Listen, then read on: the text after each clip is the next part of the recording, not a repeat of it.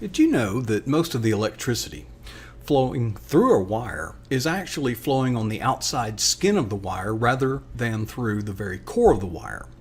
Electrical engineers call this the skin effect. Now, I won't go into the molecular physics that prove that point, and you should be grateful. Instead, let's use some relatively easy to understand illustrations. This is a network cable. It's a Cat5e. It is the same wire that they make the familiar patch cords that you probably plug into your computer.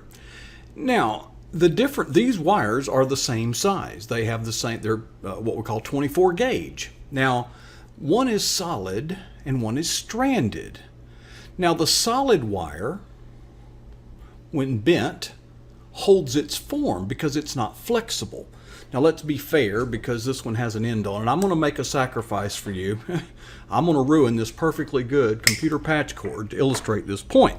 One of many sacrifices that I'll be making through the duration of this video. All right, let's try the experiment again.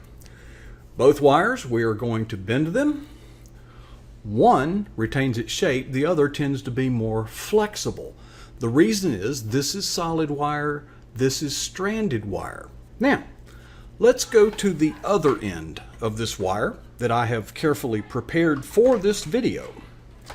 And what I'm going to do is I'm going to remove the outer insulation to expose what's inside. Well, as you can tell, what you've got here is not one wire, you've actually got 8. It's 4 pairs, and each of the 4 pairs are twisted around the other. And each pair is twisted around itself. Now, solid wire, although less flexible, is also more likely to break. You saw me cut that other wire with my trusty Klein wire cutters, and I'm going to take this wire and I'm going to unwind one of them, and I'm going to start to bend this wire. And bend it and bend it and twist it and twist it and twist it, and guess what? I've broken that wire. So a flexible wire is stronger. Now, to further illustrate that point, there is what we call the rip cord in this wire. It's a little piece of string. And we use this to remove, we can pull this down and remove it. Cuts through the insulation as you pull it, and you can then remove the insulation like that. Now, what's interesting is that's really not a string. What it really is a bunch of strings woven together like that. See them? Now, I could easily take one strand of this string and easily break it. But if I try to break this string like that, what's going to break is my fingers. It's going to cut into the flesh of my finger.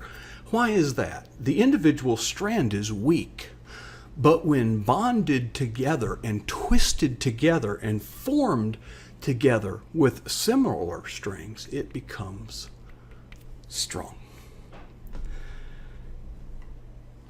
Here is another illustration. Shoe polish. Plastic bag. So we're going to take this black shoe polish, and we're going to take our plastic bag, and I am going to apply some shoe polish to the plastic bag, thusly. And then I'm going to apply the plastic bag to my face. And as you can tell, some of the polish has rubbed off. Now what I'm going to do is I'm going to invert the plastic bag and turn it inside out, and I'm going to do the same thing. There's the shoe polish right there, and I'm going to apply this to the other side of my face. Nothing rubs off because it's on the inside, it's not on the outside. Folks, I'm making a lot of sacrifices to make this point. I hope you get it. So, there's the shoe polish. Got it? You better get it. You owe me. Okay. Now, those are examples of how things work better on the outside, and they work better when bonded together. They become stronger. And I'm going to put my shoe polish back now. I'm going to try to. I'll do that later. Have you ever heard about things, how they rub off? You know, you hang around bad folks and they're bad at influence. Well, it rubs off on you. Well, the good news is that the converse is also true. Hang around good folks and guess what? That rubs off. Now here's my question. Can anything on the inside rub off? Well, not really. It's like electricity and shoe polish. It's what's on the outside that gets the work done. Well, what about our Christian testimony? It seems to me that we invest a lot of time and resources in our organized religion to develop ourselves, well, more or less in secret. For example, we have our personal devotionals, which we sometimes refer to as quiet time with the Lord. We attend worship services, and we attend small group Bible study classes. Now, all of those are very good things. But the focus seems to be on developing what's on the inside, at our core, so to speak. Well, as Christians, if we're going to make a difference out there, rub off, so to speak, we need to get what's on our inside outside. You know, over the past few years, homosexuals have been coming out, transitioning from a secret lifestyle to a public and notorious one. Well, guess what? It has emboldened and even attracted others to become open and notorious homosexuals. Now, homosexuality is nothing new. What is new is what was shamefully done in the past is now celebrated openly. Well, it's the skin effect in operation.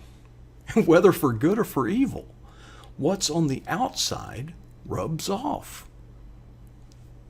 I suggest that we as Christians do some coming out of our own for Jesus Christ. Well, that's what's on my mind right now. Hey, what's on your mind right now? Anything that I've shared made any sense to you? Well, I sure would love to hear from you. Would you be kind enough to leave your comments in the space provided on this page? I love reading feedback. And hey, let's connect on Twitter. My Twitter handle is below. And I also maintain a text version of this video on my blog site. The address is above and you can subscribe to it.